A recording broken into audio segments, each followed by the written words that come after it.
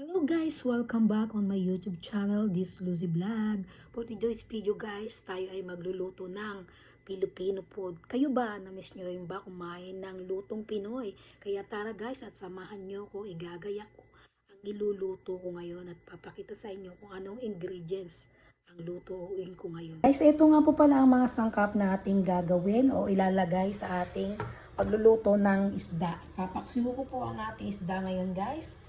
Ayan, meron tayong, eto naglagay na ako ng bawang dito guys, sa ating kaserola.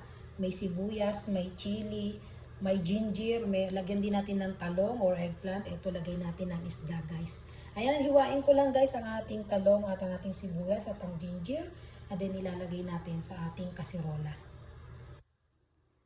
Ayan po, nahiwa ko na ang ating sibuyas, ang ating bawang, din yung ating luya, din yung ating eggplant.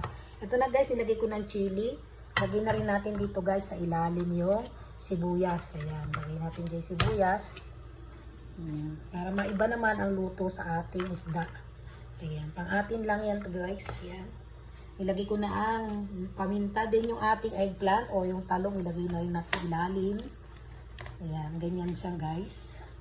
Hiwa-hiwain ko lang din siya ng pahaba. Ayan.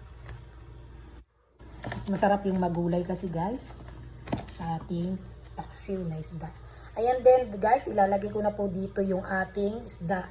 Ibabaw lang natin dito isda. Ayan. Ayan.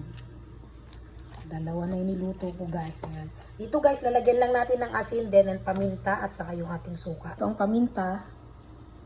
Ayan. Ating asin. Ayan. Ayan. Lagyan natin. Asin guys, at wala yung isa kanina. Wala nang lamang. Ayan. Ayan, okay na muna yon para matimpla natin siya guys mamaya. Tapos lagyan na rin natin siya guys ng ating suka. Ayan. Ibabaw natin. Dito guys, pakuluan po muna natin yan bago natin lagyan ng sabaw. Nang makuluan po muna yung ating suka bago natin lalagyan ng tubig. Balikan natin yan guys mamaya. Pag luto na, papakita ko sa inyo. At ito na guys, ang ating paksiw. Umukulo na siya guys. Oh, napakabango guys. Ayan o. Nagdagan ko ng maraming sibuyas guys. Ayan, dagdagan na natin siya guys ng sabaw para maluto ng tuluyan ng isda. Ito na guys, tubigan na natin ng kaunti. Patutuyuin naman po natin yan guys pag luto na yung isda.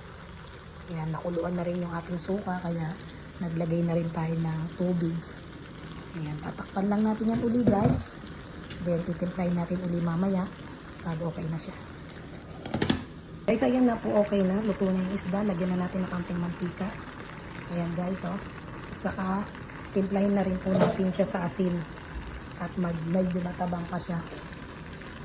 Okay na po yung asin. Ayan, lagyan lang natin ng asin kasi mas ma-okay po yung matimpla yung asin sa asin.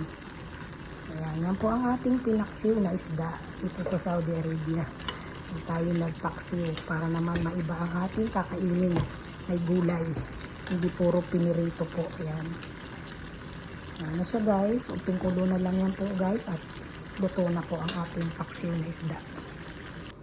At guys, ito na po ang ating paksiw na isda para siyang style adobo.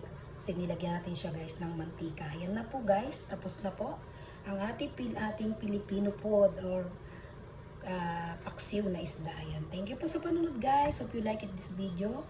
Please like and subscribe and comment.